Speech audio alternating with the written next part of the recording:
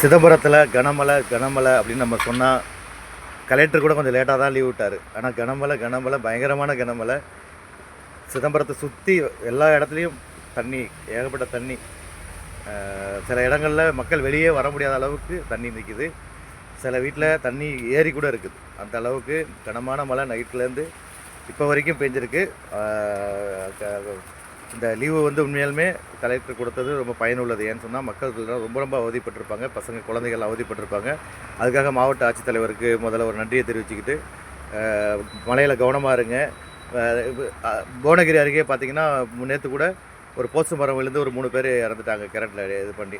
அதனால் அந்த அடிப்படையில் நீங்கள் மிக கவனமாக போஸ்ட் மரத்துலேயோ மரத்தடியிலையோ இல்லை வேறு எங்கேயாவது குளத்தில் போய் குடிக்க போகிறேன்னு சொல்லி எந்த விதமான அசம்பாவிதங்கள்லையும் நம்ம நிகழ்ந்துடாமல் நீங்கள் உங்களை பாதுகாப்பாக எடுத்துக்கணும். இதுதான் நம்ம அறிவுறுத்தக்கூடியது.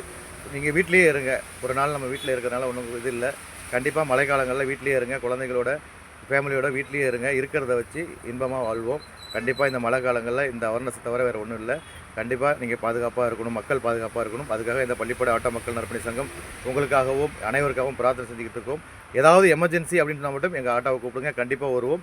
மருத்துவமனைக்கு போன்ற எல்லா விஷயங்களுக்கும் கண்டிப்பாக நாங்கள் வருவோம். கஷ்டத்தை பொருட்படுத்த அவசர தேவைக்கு இந்த ஆட்டோக்காரங்க கண்டிப்பாக உதவுவாங்க. அவசர தேவைக்கு இந்த ஆட்டோக்காரங்க கண்டிப்பாக உதவுவாங்க. எனவே கண்டிப்பாக எங்களுக்கு கால் பண்ணுங்கள். அவசரமான தேவைகளை தான் நிச்சயமாக கால் பண்ணுங்கள். நாங்கள் கண்டிப்பாக வருவோம்.